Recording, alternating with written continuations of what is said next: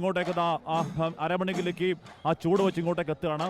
അനുജ, ഇതിൽ അച്ചടക്കത്തിന് വലിയ പ്രാധാന്യമാണ്. പുലികളിക്ക് ഒരുപക്ഷെ ലോകത്തിലെ ഏതെങ്കിലും മത്സരത്തിന് അച്ചടക്കത്തിന് മാർക്ക് കൊടുക്കുന്നുണ്ടെങ്കിൽ അത് പുലികളിക്കായിരിക്കണം.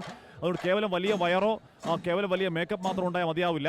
അതിന് കൃത്യമായ അച്ചടക്കമടക്കമുള്ള ഈ താളബോധമടക്കമുള്ള ഒരുപാട് കാര്യങ്ങൾ വിലയിരുത്തിയാണ് അതിലുള്ള കപ്പ് കൊടുക്കുക. അതുകൊണ്ട് അച്ചടക്കത്തിന് വലിയ പ്രാധാന്യമുണ്ട്. അതുകൊണ്ട് കൃത്യമായി ഏതെങ്കിലും ഒരു പുലി മറ്റൊരു പുലിയെ മറികടക്കാതെ അല്ലെങ്കിൽ കൃത്യമായി ഏതെങ്കിലും തരത്തിൽ ചൂട് പിഴയ്ക്കാതെ അച്ചടക്കത്തോടെ വരിവരിയായി മാത്രമാണ് പുലികൾ ഇങ്ങോട്ടേക്ക് വരുന്നത്. അയ്യന്തോളിലെ പുലികൾ ഒരു കരിമ്പുലിയുണ്ട്.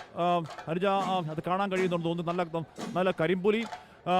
സാധാരണ ഇതിൽ വരയം പുലിയുണ്ട്, നീളം പുലിയുണ്ട്, ഈ പറഞ്ഞ പുള്ളിപ്പുലിയുണ്ട്, കരിമ്പൻ പുലിയുണ്ട്, പച്ചപ്പുലി മഞ്ഞപ്പുലിയൊക്കെ സാധാരണ ഇതിലുള്ള പുലികളാണ്. വരയം പുലികൾ കൂടുതലായി വരയം പുലികളാണ്. ഇതിൻ്റെ പിന്നാലെയാണ് വരുന്നത്. നേരത്തെ ശങ്കരൻകുളങ്ങര ദേശത്തിന് സത്യം പറഞ്ഞാൽ അത്രയധികം പുലികൾ ഉണ്ടായിരുന്നു, അത്രയധികം എണ്ണത്തിൽ പുലികൾ ഉണ്ടായിരുന്നില്ല.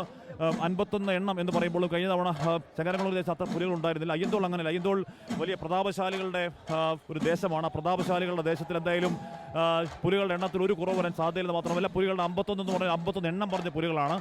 ഇവിടെ ഈ കൊട്ടിനനുസരിച്ച് തൃശ്ശൂരുകാരുടെ കൈ ഇങ്ങനെ ആകാശത്തേക്ക് മേപ്പോട്ട് ഉയരുന്നുണ്ട്. അതെല്ലാ തവണ ഇങ്ങനെ കാണുന്നതാണ്, ആ കൊട്ട് കാണുന്നതാണ്. ഈ കൊട്ടും ഈ മേളവും ഈ താളവും ഒക്കെ തൃശ്ശൂരുകാരുടെ ജീവനിൽ അല്ലെങ്കിൽ ആത്മാവിലേക്ക് അലിഞ്ഞു ചേർന്നതാണ്. ഇവിടെ താളം വെച്ച്, ഈ താളം ചെറിയ താളമല്ല, ഇത് കേവലം കുറച്ച് വയറുണ്ടെങ്കിൽ മാത്രം ചെയ്യാൻ പറ്റുന്ന ഒന്നല്ല ഈ പുലികളി.